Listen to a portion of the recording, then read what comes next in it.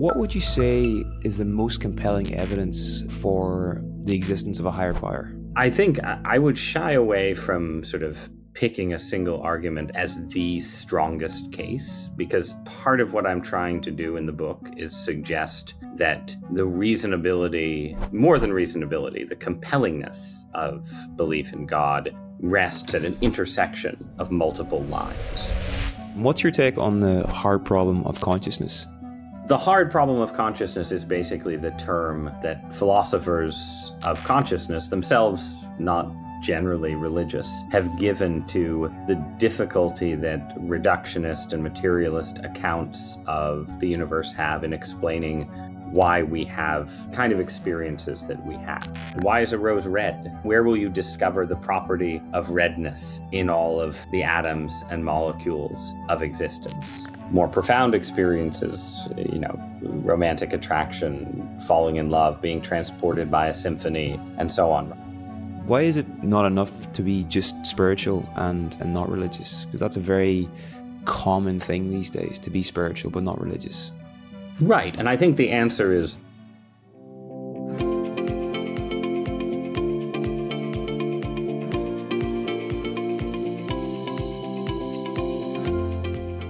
Okay, Ross, welcome to the show. To get started, you've just written a book called Believe. Now, out of everything you've covered in that book, what would you say is the most compelling evidence for the existence of a higher power? starting in with the easy questions. First of all, thanks so much for having me. It's a pleasure to be with you. I think I would shy away from sort of picking a single argument as the strongest case, because part of what I'm trying to do in the book is suggest that the reasonability, more than reasonability, the compellingness of belief in God rests at an intersection of multiple lines, right? Where the possibility that there is a God, that there's a higher power who made the universe consciously, who intended it in some way and intended our existence, makes sense of a lot of different features of reality, that each of which you could, set in isolation, you could come up with non-religious, non-God explanations. But the fact that they're all there gives you a set of converging lines, basically. So the strongest argument sits at where those lines converge. So it's not just that there's a set of evidences from science and physics and mathematics that suggests that this universe was fine-tuned in various ways, various extremely unlikely ways, to allow for the existence of stars and planets and complex life and ultimately us. It's not just that. It's that reality coexists with the mystery of our own consciousness and the ability of our consciousness to perceive and understand and unlock the secrets of this seemingly ordered world. And it's not just that those two things coexist, it's also that in this life, we have intimations of transcendence, experiences of what seems like divinity, the numinous, and so on. And it's very easy to imagine a world where there was much less of that, where where religious experience simply disappeared when secularism took over, or when churches were disestablished and people weren't obliged to believe anymore. But instead, if anything, these kind of experiences seem almost to multiply in the absence of religious authority. So the argument is basically that there's evidence that the universe is structured and designed. There's evidence that our minds are made to sort of penetrate and understand those mysteries. And then there's evidence in spiritual experience that whatever higher forces ordered all this are actually interested in being in some kind of communication with and relationship with us. And it's the convergence of those realities that where there's a kind of parsimony in saying, well, why not say that there's a God, rather than saying, well, to explain all the evidence for design, we're going to posit a multiverse, an infinite number of invisible universes. And then to explain consciousness, we're going to be incredibly reductive or posit some kind of mysterious, as yet not understood breakthrough in quantum physics to explain this, and then to explain supernatural experience. Well, we're going to say, well, it's all sort of a mix of delusion and hallucination, and in each case, you're sort of multiplying your explanations when the simplest explanation seems to be the one staring us in the face, that this looks like the kind of universe and the kind of human experience of that universe that you'd expect if it was indeed intended. That makes sense. That makes sense. And what's your take? You covered it in the book quite substantially. What's your take on the hard problem of consciousness? So the hard problem of consciousness is basically the term that philosophers of consciousness, themselves not generally religious, have given to the difficulty that reductionist and materialist accounts of the universe have in explaining why we have the kind of experiences that we have, right? That there is sort of an irreducible mystery involved in, well, several different aspects of consciousness. First, just the sort of irreducibility of direct conscious experience itself. What philosophers in this kind of terrible term call qualia, basically the qualities of the things we experience, like why, you can sort of reduce the experience of seeing a rose, to sort of an interaction between light and your eye and your brain and so on. But why is a rose red? Like what is redness? Where will you discover the property of redness in all of the atoms and molecules of existence, right? So that, where will you understand the experience of, again, just sort of direct things like what it's like to, taste a glass of wine, to say nothing of sort of um, more profound experiences, romantic attraction, falling in love, being transported by a symphony, and so on, right? All of these things are very, very difficult to reduce and explain in terms of the neurological impulses that are associated with them, which clearly play some role in the experiences, right? It's not that consciousness exists in some kind of perfect independence from the material. Anyone who's actually drunk that glass of wine and experienced a change in consciousness knows, no, our consciousness is interacting with the material. But the fundamental experience itself is somewhat out of the reach of reductionist accounts of what consciousness is. And likewise, then the same applies also to things like human reason, the ability of the human mind to, again, seemingly stand outside the chain of material causality and assess it, right? And come to judgments and theories and understandings of the material world. All of these aspects um, of sort of human reason that are themselves incredibly important to our confidence in the whole project of modern science in the first place, right? It's very important to a scientist to be able to assume that human judgment can in fact assess reality from outside in some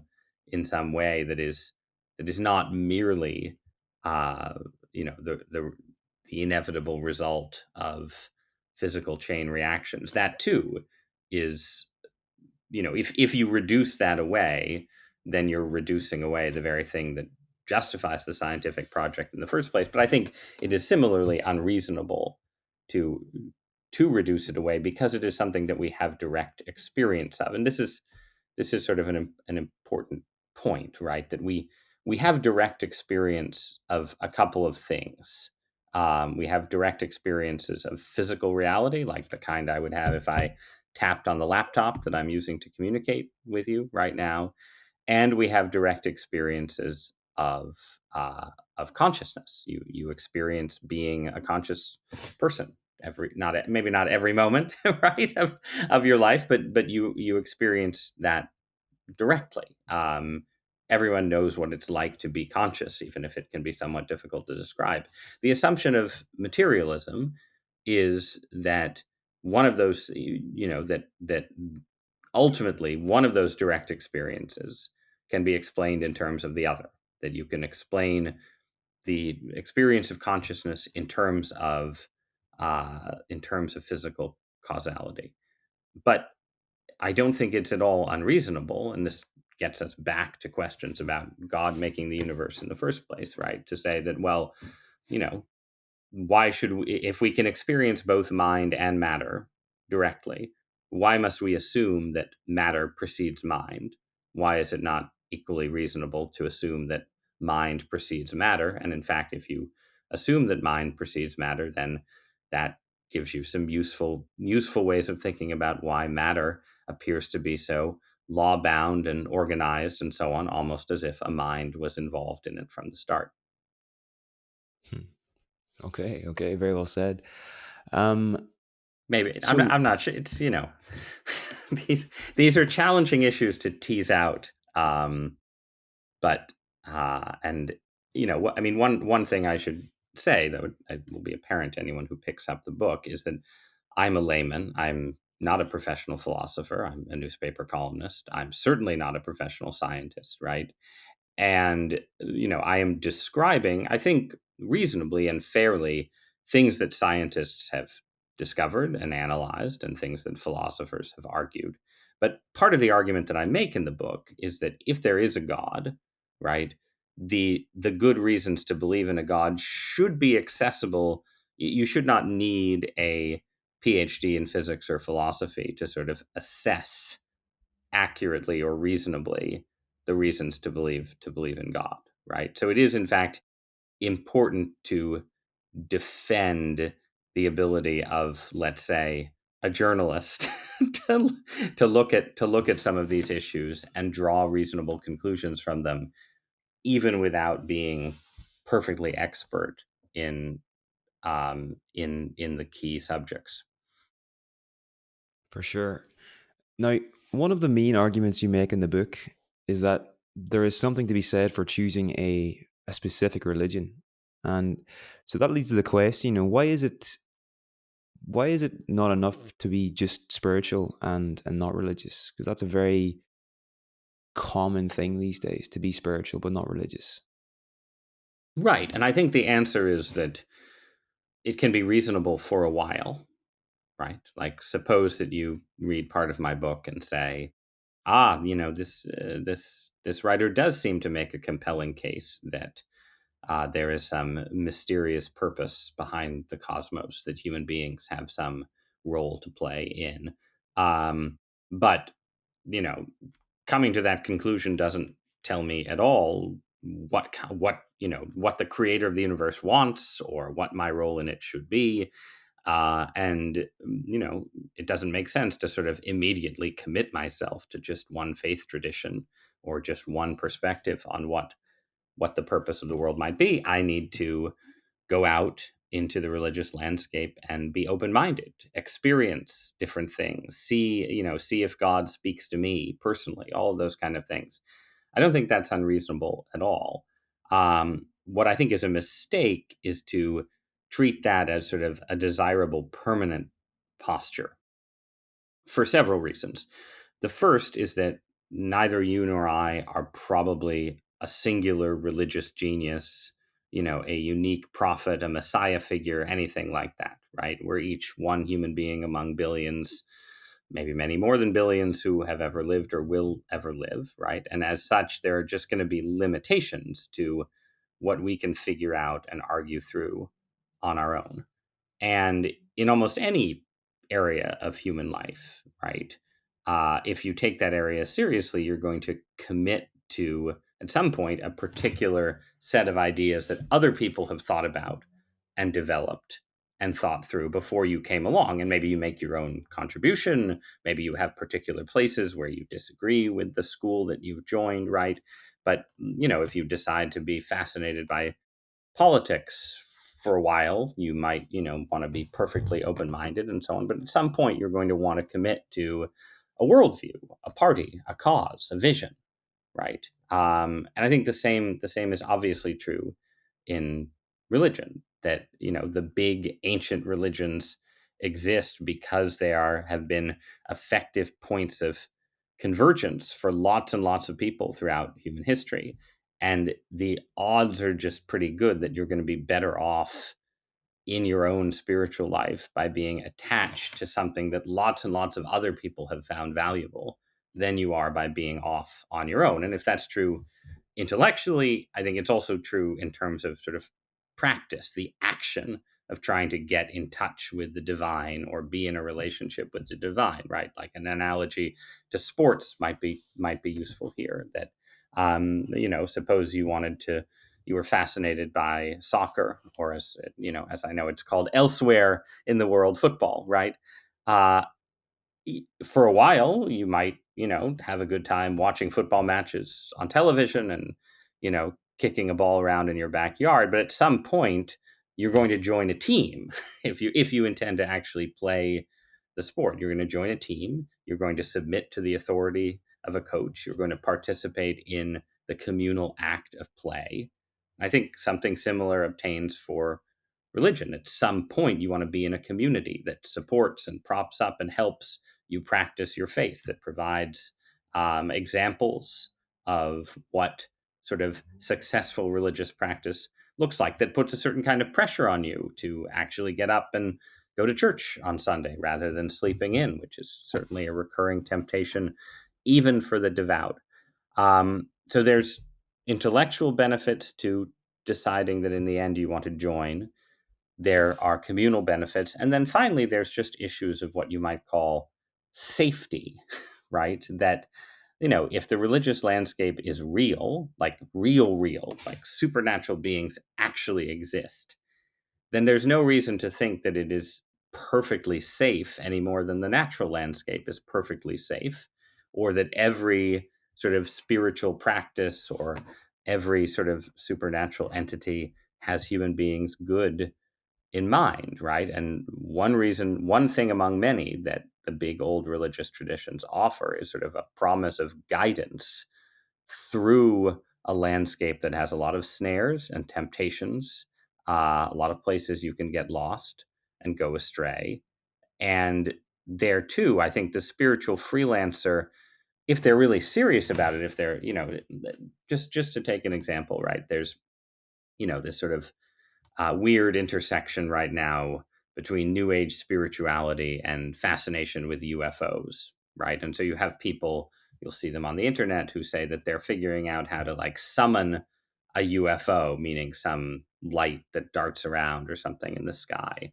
And they'll talk about, well, the way to do this is just to be perfectly open and assume a kind of religious posture and say, whatever is out there in the universe, alien or supernatural being, come to me, come on in. From the point of view of, not just my own Roman Catholicism, but most religious traditions, saying to the spiritual landscape, I'm open, come on in, can be a very dangerous thing to do because you don't know what's actually going to come in. You need some kind of discipline and discernment if you want to avoid a scenario where you end up to just to be as blunt as possible. You don't want to end up communing with demons, I think, is the best way to put it in the end. Based on your own experiences and what you've researched in this book, on a scale of 1 to 10, how confident are you that demonic forces actually exist, would you say? I mean, I would say I'm as confident in it as I am in any other religious belief, which means that I probably operate somewhere between a 7.5 and a 10. For I mean, again, this is a very that human psychology, I think, doesn't allow for putting an absolute permanent number on any set. Any belief you have, you're going to believe it more strongly one day than the other. I believe very strongly that uh, that God exists and some form of supernatural reality exists, and it's certainly in the upper reaches of that number scale, that belief. But the belief that some of these supernatural entities are bad and dangerous I think just flows naturally from any kind of serious look at what supernatural experience and spiritual experience looks like for people. That, this is not just true of Catholic Christianity with its exorcists and so on. Basically, every major religious tradition and most of the minor ones too, whether you're dealing with animism in sub Saharan Africa or Shintoism in Japan and so on, wherever you go, there's going to be an assumption that there's some malign aspect in the spiritual world. How does that mean it is exactly corresponds to Christian theology about Satan? No, not necessarily. Um, does it mean, maybe it's something other than the Christian account of fallen angels, but there's something out there. If there are spiritual realities, there's something out there, things out there that are dangerous and bad and don't like human beings particularly. And you get this, you can take an ayahuasca trip, right? You can do, the sort of hallucinogenic stuff, right? And some people come back from those trips feeling like they have ended up sort of possessed or oppressed by a kind of quasi demonic force. It's just a consistent thing across cultures and religious traditions, that there are bad things out there and people can have bad religious experiences. And in the literature of like hallucinogenics, you'll see people use these sort of academic terms. They'll say, well, what do you do when you have an encounter with a negative spiritual entity?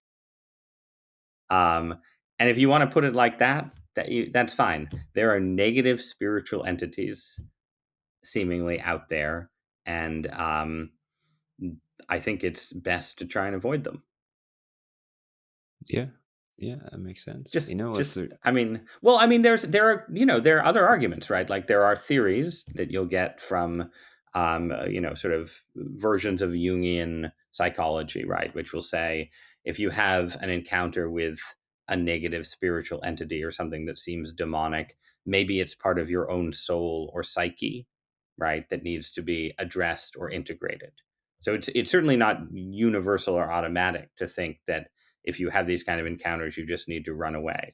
But generally, most religious traditions are pretty skeptical of the idea that should be seeking profound contact with these forces. And it's not only Catholics who think that a little bit of exorcism is occasionally necessary. yeah, so the Ouija board is not a good idea then. I recommend strongly against the Ouija board. Yes. Okay, okay, and so what are your thoughts on the perennial philosophy? Someone might be listening to this and just be saying, like all religions point to God. Um, you know, they're all kind of pointing at the same truth. So why not just embrace that? Why not, and why take one religion? Well, I have some sympathy for that perspective. I don't think it's true that all religions point in the same direction. I think that there are pretty, religions that practice human sacrifice, for instance, of which there have been quite a few in history. I think it's fair to say are not, if there is a, ultimately good, if the creator is ultimately good and the universe is ultimately good, I think the Aztecs were pointing in the wrong direction. Um, but I do think that if you're looking at the major religious traditions that emerge in what gets called the axial age, right, when Judaism and early Buddhism and sort of forms of Hinduism are taking shape, um, and that then sort of continue through the emergence of Christianity and then Islam. I do think there's some real convergence there that suggests that they are all sort of pointing towards, that they're all in a very general way pointing towards some similar direction and some similar truth. And this is, I think, clearest in the realm of morality and ethics. C.S. Lewis, the famous Christian apologist, wrote a fair amount about what he called the Tao, the idea of basically this sort of shared moral perspective that seems to show up pretty strongly in most of the major world religious traditions. I think that's true. I think there are obviously sort of theological convergences clearly in Western monotheism, but you can find convergences in ideas about God between certain schools of Hinduism and Western traditions. And Buddhism is a somewhat more complicated subject because there are versions of Buddhism that are arguably ultimately atheistic. But I think as Buddhism is popularly practiced in a lot of places, it ends up, again, coming to some similar ideas about God and the afterlife to ideas that show up in the Western world. So I think all of that is true and real. And part of why in the book I say that, like, you know, this commonality should give you some confidence if you're a religious seeker just setting out, that if you're just not sure which religious tradition to pick and you feel drawn to one without being absolutely certain about it, it's okay to just sort of follow that attraction, right? That you're probably going in a decent direction to start. Um, at the same time, the law of non contradiction is real, and there are core features of those major religious traditions that are very hard to reconcile with one another. There are some of these are in the realm of ethics. There are some differences, for instance, between elements of Buddhist ethics and elements of Christian ethics. But they're strongest just in certain claims about reality, right? Like either Muhammad is the seal of the prophets or he's not. Um, either Jesus rose from the dead or he didn't, right? With similar applications to elements of Eastern religion. So at the end of the day, if you're a serious religious seeker, you do need to make a judgment or try and come to some kind of judgment on which of the major religions, which one's core claims seem most likely to be true, and if one seem more likely to be true, then you should probably be practicing that religion. Um, and I mean, or you could say, well, in the end, maybe they're all a little bit false. In which case, it's back to being a coin flip, right? Jesus didn't rise from the dead, but he was a holy man. Muhammad wasn't the seal of the prophets, but he was holy in his way. Same with Buddha and so on. You could do that, right? Um, but I think the reasonable person should be hoping and aspiring to figure out, you know, if you've narrowed the field to four or five big religions, um, in the places where they contradict each other and you have to make a choice, uh, you should be choosing the one that has the strongest claim to truth. Hmm. So are we are we almost saying that all of these major religions that have been around for thousands of years, they all have deep truth within them, but some have maybe a more sophisticated form of truth than others, and we're sort of saying it's up to each person to discern what that might be, or to discern which path might be best for them given their cultural background, their context, and their. No, I think that's one place to start. If you can't, so yes, I think they all contain deep truths within them. I think they are all at some moments trying to describe a similar reality. I think that is true. Um, at the same time, there are sort of fundamental claims that can't be reconciled, and you should be trying to assess those claims, right? So if you're deciding whether to be a Christian or a Muslim, yes, that is going to be profoundly influenced by your cultural background, right? And you do have to assume that um, you know that God is understanding at some level, right? And isn't like, well, too bad for you, Islam is true, but you grew up in northern Idaho and never met a Muslim, right? So you're just completely out of luck, right? Yeah, I mean, look, obviously people are going to make religious choices in part just based on what's available to them. That is certainly true. But if you are sort of, everyone has an internet connection, everyone has access to a library, everyone now can read the Quran and read the New Testament and so on. And with those things available to you, you should try to assess whether, do you think that Jesus seems like what Christians claim he is, the Son of God? If you think that it seems that way, then you should be a Christian. If you don't think that, then you should be more inclined, and you're still a monotheist, then you should be more inclined towards Islam or Judaism, right? Like, the actual claim has to be assessed at some point. You can't just say, well, I'm just following, like, where my culture is taking me. Reason is implicated here, and there's an obligation to reason about these very, very, very important questions. So, like, people should read the New Testament and see how it strikes them. Like, that is a reasonable thing to do. People should read books and arguments about the early history of Islam and the early history of Christianity, and, assess, like, form an opinion. Does this one seem divinely founded? Does that one seem divinely founded?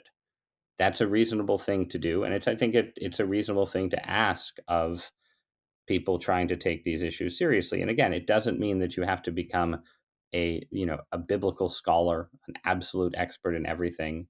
You do have to presume somewhat on the mercy of God to, if you get things wrong, you get things wrong. But taking it seriously means engaging to some degree with the places where the big religions are arguing with each other and don't just agree.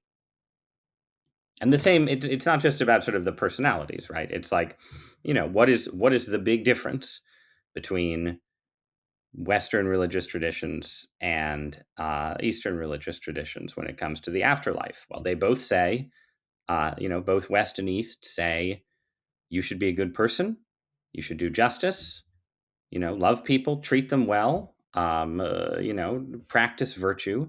And if you do these things, your destination in the next life will be better than if you don't. Both of the religions consider the possibility of purgatorial experiences, hellish experiences, and heavenly experiences in the next life. These are things that East and West have in common. And again, they suggest to me that they're describing similar realities. But the East says, in the end, most people are going to be reincarnated and come back. So, you're going to pass through a heavenly experience or a hellish experience, but then you're going to come back. It's not, it's there's a cycle here. And at some point you escape the cycle, but for most people, you're going to be reincarnated. And the Western religions, there are some traditions within Judaism that are open to reincarnation. It's not totally excluded, but the emphasis in the West is much more on the idea that this life, that this soul and this body together form a unity, that you're not going to you're not a soul that's just going to keep being assigned to bodies throughout the future. And the stakes of this life are really, really high. That's a big difference. And it's worth assessing it. It's worth assessing it at a philosophical level, like which theory makes more sense, which theory seems more just.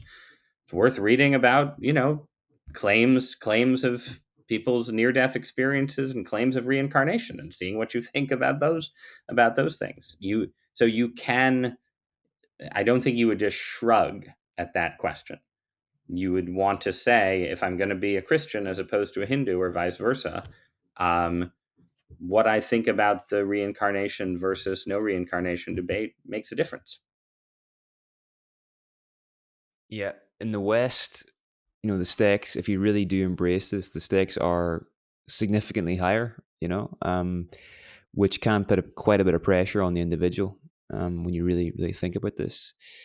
What do you make of the literature Although, yeah, on? yes, although I will say that is true. At the same time, if you actually look at what at least some Hindu and Buddhist traditions say about the afterlife, it's like, yeah, eventually you're going to get out of hell. Right? If you're a bad person and you die and you go to, one of the Buddhist hells, eventually you're going to get out.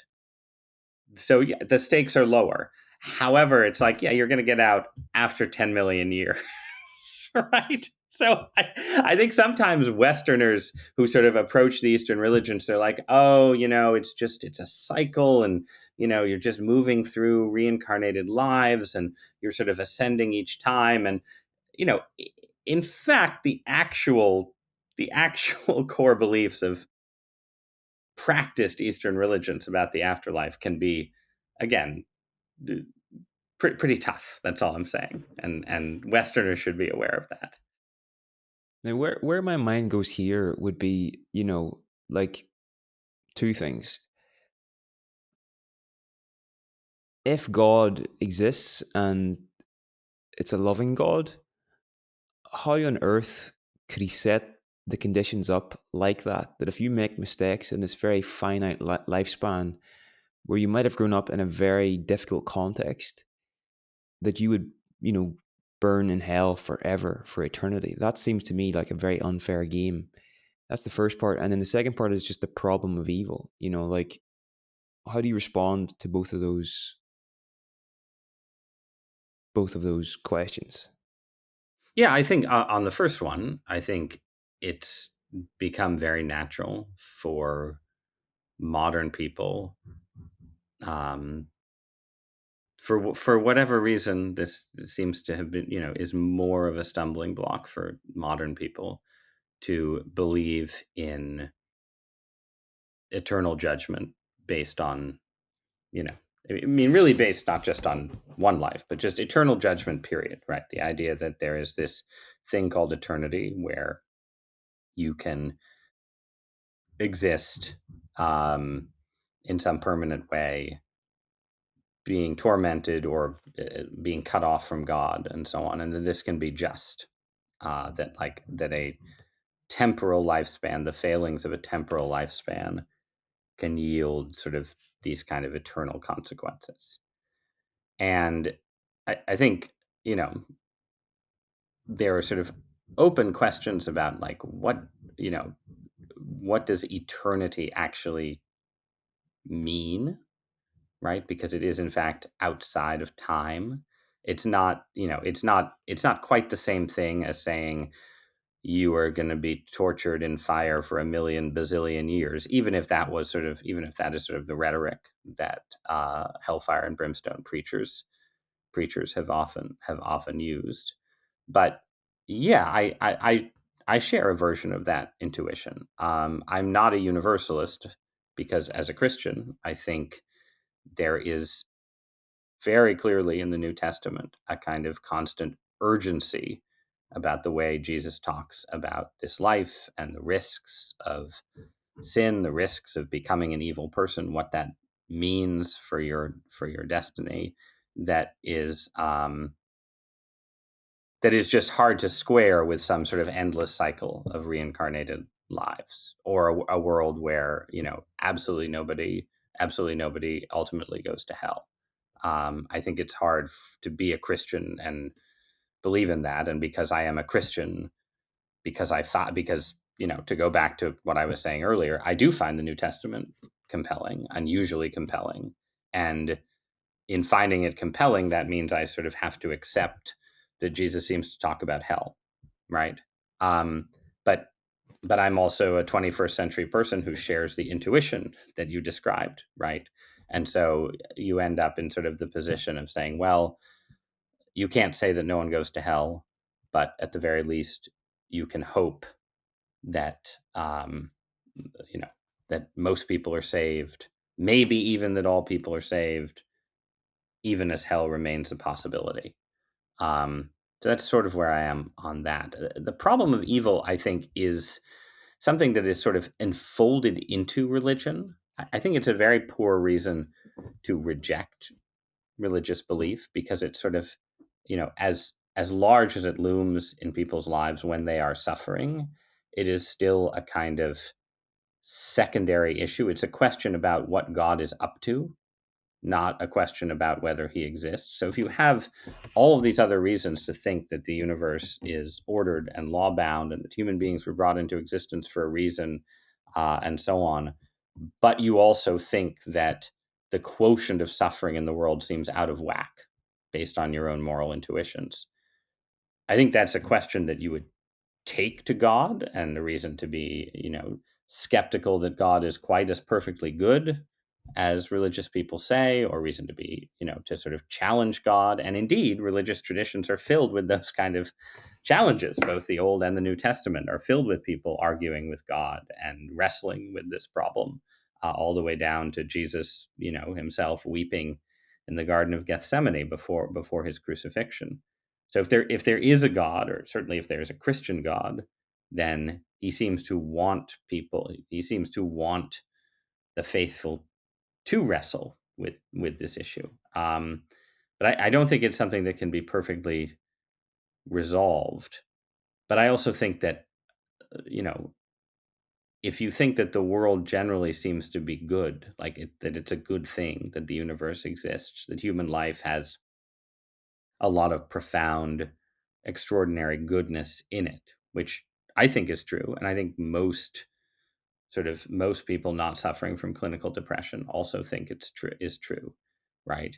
Then in a way you also have a problem of good, where the atheist is obliged, the person who believes this is a blind, unfeeling cosmos that has no purpose beyond itself, is themselves obliged to explain why human beings get so many superfluous goods out of this world, right? Like, yeah, you can see why we might have an impulse to have sex with each other in order to further the Darwinian destiny of the species, right? But why is romantic love so transporting and amazing? And why is sex itself as fun as it is for many people? Same thing with other appetites. Like, you can imagine a world where people just ate food on instinct, right? Because you have to keep the body going. But we live in a world where food is amazing and delightful and delicious and enjoyable, and a sort of transporting, seemingly superfluous experience.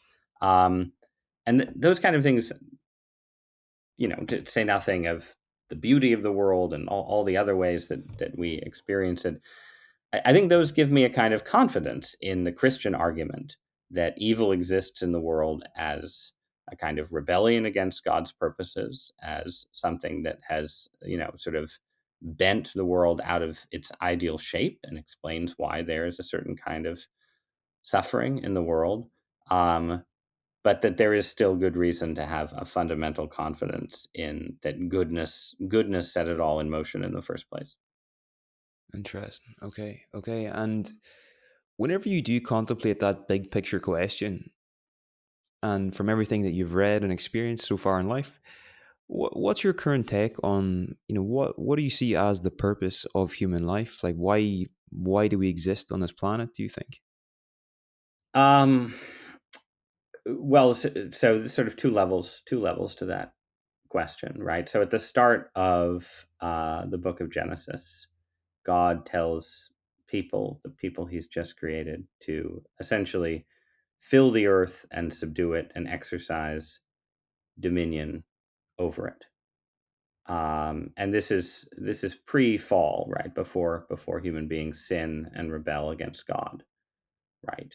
Um, but so there's a level at which, you know, in our fallen way, I think we are fulfilling the purpose that God sets for us when we do the things that human beings already do, if we do them right. If you build a beautiful city on the banks of a beautiful river, if you achieve some great scientific discovery that lends you a deeper understanding of the world that we've been given, right? That there's like a form of sort of exploration, beautification, like the idea that human life starts in a garden in the Bible and ends in the city, the New Jerusalem, I think is very suggestive, right? That there is sort of this kind of untamed cosmos that we are placed in, and our role is to explore and understand and beautify it in various ways.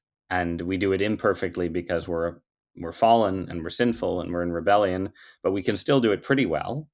And and the ultimate destiny of human beings would be to um, do it in a more perfect way in the new heaven and the new earth. Now, so that's one story. Then that coexists with another story where human beings are made in the image of God, and the purpose of our life is to worship God, to glorify God, but also to become more like God, to become more like the image that we were made in, right? And this is what the Eastern Christian traditions call theosis, right? This is what like trying to become a saint is all about. Um, where you aren't just trying to sort of achieve things in this world, you are trying to be transformed in your very self so that you are more perfect and more like the creator. And I think from a Christian perspective, not every religious tradition would say this, but from a Christian perspective, right, there's a limit on that like the creator creature distinction in the end has to be maintained. We're not all, there's some versions of like Mormon theology that basically suggest that human beings will become like God himself with their own worlds and their own planets and so on. And I think Orthodox Christianity doesn't go that far, but it might go pretty far indeed towards a world where, like, human beings are God's servants and partners in a higher way than just building a nice city, raising a family, and beautifying the world in some like absolutely, absolutely more profound and awesome way that we can't even begin to imagine. Um, so that's those are the two levels, I guess, that I would think about our purpose. That there's sort of a purpose in the world. We're put in this world for a reason. We aren't just supposed to sort of mystically escape it. We're supposed to live as beings in the material. Um, but at the same time, we are also supposed to ascend and transcend. That's the highest goal. Although I will say I have sympathy for views about reincarnation when I think about, you know, halfway through my life, hopefully, knock on wood, right? How far I am from like that kind of, that kind of achievement of sanctification and perfection, right? Yeah, thanks for sharing that. That's not an easy question to answer by any stretch. But broadly speaking, we're sort of saying, or maybe not, but we're sort of saying that, the goal is we're trying to do on earth as it is in heaven, and sort of make that thing that's transcendent, bring that closer into this physical reality almost. Right. You're trying to go in both directions. You're trying to make the created world more perfect and more heavenly. But and then there's a little bit of a paradox or tension here, right? You're also trying to transcend through divine grace. You can't do it on your own. Transcend that created world to some degree for the sake of a higher eternal destiny. And how those two things fit together, I don't think is a question that um, is adequately answered at this stage of human existence, right? And you see it, like I think Christians, there's kind of a Christian sort of cliche. Some Christians nowadays just think in terms of like there's earth and there's heaven, and so you do good on earth and then you die and go to heaven, and that's when you transcend and so on. But of course, the actual New Testament is much weirder than that, right? It's like, no, you're going to be resurrected with your body. Maybe you go die and go to heaven, but in the end, you're in, you know, you're back in some kind of bodily existence too. And does that extend through eternity? I don't know. I think these are not questions with certain answers. Like how our place, our place in a material world and our place in eternity, how those fit together, I don't think we can be certain about exactly, even based on like official Orthodox Christianity. Yeah, for sure. Um, Definitely.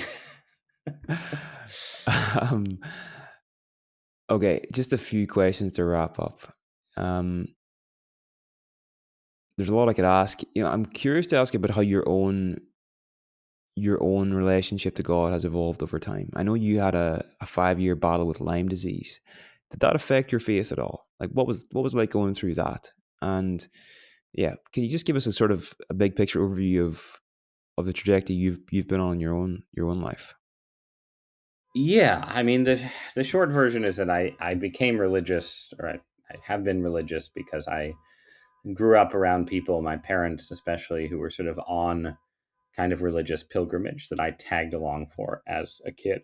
And so I watched a lot of strange religious experiences in charismatic and Pentecostalist Christianity that I myself didn't share. I was always sort of an observer of other people's religious experiences. Um, and so that has always given me. I'm not like a deep mystic and a big experiencer, right? So I've always been someone who is religious and thinks these experiences are real and that God exists, but I'm also always doing a kind of analysis from like one step a little bit outside, right? Which is not, I think, the ideal Christian posture, though hopefully it's useful in my life as as a journalist and writer.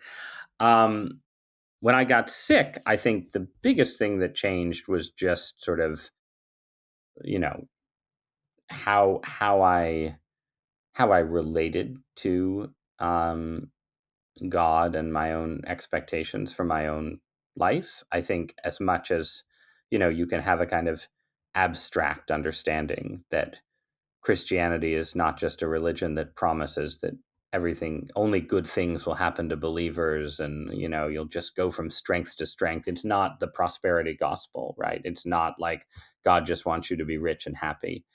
It's fine to believe that intellectually, but when I was 35, I'd had a pretty good run. I married my college girlfriend, we'd had kids, I'd gotten a dream job at the New York Times. We sold a house in Washington D.C. for a big profit. It was just really easy to think of there being this kind of sort of deal where, you go to church on Sunday and God delivers the things that you want, right? And of course that's not true. And from any kind of Christian perspective, you should expect to experience suffering and hardship and carrying a cross and all of these things. That whatever the resolution is to the problem of evil, the Christian assumption is that suffering is there for some reason, and there is something we can get out of it. And so actual suffering sort of pushes you from the kind of simplistic God's just going to look out for me perspective to a more realistic, but also in some ways less immediately comforting view of God, right? I think I have a much clearer sense of the aspects of God that are about sort of stern chastisement, redirection, like God reaching into your life to say, no, you're going in the wrong direction.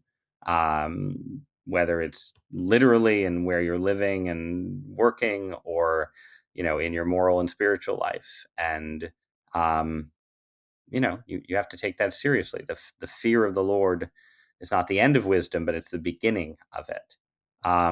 So there's that in which the sort of the judgment of God is something that I take probably more seriously in my own life than I did before. But then there's also a way in which the reality of suffering, as much as it raises these kind of philosophical questions about the goodness of God and so on, uh, it also makes religious faith just seem much more practically necessary if you already have it. Like I do not know how I would have gone through the experience of having to get up day after day and do basic things, fulfill basic obligations while being in terrible physical pain, and also to like struggle and struggle through a medical system that is not set up to treat chronic illness, do all kinds of crazy things and try all kinds of crazy things day in and day out, even while I was feeling absolutely horrible. How I would have done all that without the confidence that this was like a task. This is something being asked of me. And if I could just keep doing it, things would, that that there would be a purpose to it. That was tremendously important to my basic survival in those years. And that's not a again, that's not a philosophical argument for the existence of God. And you could argue as a non-believer, you could say, well, yeah, it's a religion is a useful psychological crutch, not a, but that doesn't show us whether God is real or not. And that's fair and it's true. Um, but it's also true that you know people need people need something to lean on. They need God whether he exists or not. Maybe that's one way of putting it. Got you, got you. And have you been able to maintain a perspective of gratitude since you've got your health back? Like, do you ever remind yourself like of how bad things were when you were going through that? Yes, yes. I maintain, it's not at all permanent, right? But I'm not perfectly healthy. I do have recurrences of symptoms, and there are, it's illness is something. The relationship between illness and the psyche is just really strong. And even if I've had like a good 6 months, if I have a week where my symptoms come back, it's really easy to fall back into just this really dark place where it's like, I'm never going to get better. And you'll forget that you felt well 7 days ago, right? Like, yeah, again, this is not something I understood until I got sick, but sickness, it's not like having a cold. Like, sickness that stays with you deforms your psyche in a profound way, and that can always come back.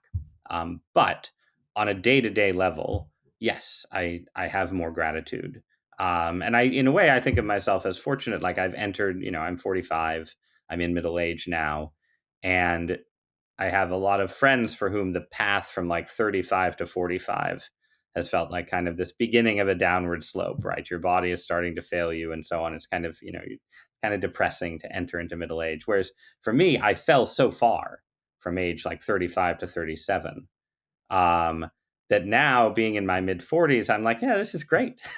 This is just fine. Now, ask me again in 10 years, and I'm sure things will have gotten worse. But I think it has made just like, yeah, a basic thing like becoming middle aged feels. I'm more grateful for my 45-year-old body in its relative health than I would have been if I had not experienced the depth of having my body completely turned against me 9 or 10 years ago. Yeah, I'm 33, so you're not. This is not good Well, news to that's me. What you're that's the telling me. age Jesus died. So, be careful. Be careful. All right, last question, Ross. For anybody that is on the fence, maybe in the spiritual but not religious camp, what would you say? Any final thoughts just to leave people with as we wrap up here? Well, I think it's slightly different advice for the person on the fence about trying anything at all, and the spiritual but not religious person, right? To the spiritual but not religious person, I'd just say a version of the answer I already gave you, right? Which is that it's okay to be in that space, but it's a mistake to imagine that you should want to stay in that space forever. You should be looking for the door that opens, the place that welcomes, the place that feels like home. That's what you should want. And people will say, "Oh, it's about the journey, not the destination." Well, no, it's about both, right? You can't have a good journey if you aren't actually looking for a destination in the end. To the person on the fence about whether sort of deeper realities exist at all, in part, I would just encourage a kind of serious look at some of the evidence that I try and put together in the book. Again, accepting that I'm not a special expert in any of these areas, but I am trying to transmit what I think is very real scientific and philosophical and anecdotal evidence. And I think for a certain kind of person, there's just, a certain kind of late modern, early 21st century, well educated person, there is just a kind of prejudicial default that you have to get over, this idea that religious ideas belong to the past, and to be a serious, rational, modern person. Um, Maybe you could be religious as a kind of act of personal expression against all evidence, but the evidence itself is always going to tell against religion. And I don't think that that's true at all. And I really strongly believe that a reasonable person looking at what we know about the universe and what we know about human beings, and how people experience the world, maybe they're not going to get to like a 95% confidence interval, right? But they should be able to get to a zone where they're like, hey, there's a pretty good case here. And that's what I'm trying to persuade people. And, they can read the book and decide for themselves if I've been successful. Okay, thank you so much, Ross. I really enjoyed this. Where As would you did I. send Go Where ahead. would you send people after this conversation to learn more about your work and maybe get the book? For the book itself, I mean, people can just buy it on Amazon.com. I mean, you can buy it from my publisher, Zondervan. If you prefer not to give Jeff Bezos extra money, you can ask your bookstore to stock it and so on. But it's, as they say, it's available wherever books are sold. I write a column for the New York Times. You can find that on the New York Times' website. You can follow me on Twitter, though I don't post that much. I do a little bit, and I have a podcast for the Times called Interesting Times. That's the thing that's consuming most of my energy now, and it's not exclusively focused on religion, but religious ideas certainly come up. So that's on the Times' site, but also on YouTube. I am yeah. I have a YouTube channel. God help me. God help us all. I've been enjoying the podcast. Anyway, right, Ross, I'll let you go. Thanks so much, and I wish you the best of luck Absolutely. going forward. Yep. Thanks so much for having me. God bless. If you enjoyed this episode, you might also enjoy getting our 7 Insights newsletter. This is a once per month email where I share 7 of the most valuable insights I've uncovered in the previous 30 days. It includes book, podcast, and documentary recommendations, as well as questions and quotes specifically curated to help you live a more creative, intentional, and meaningful life. It currently goes out to over 50,000 subscribers each month, and if you're interested in joining them, you can sign up at 7insights.org.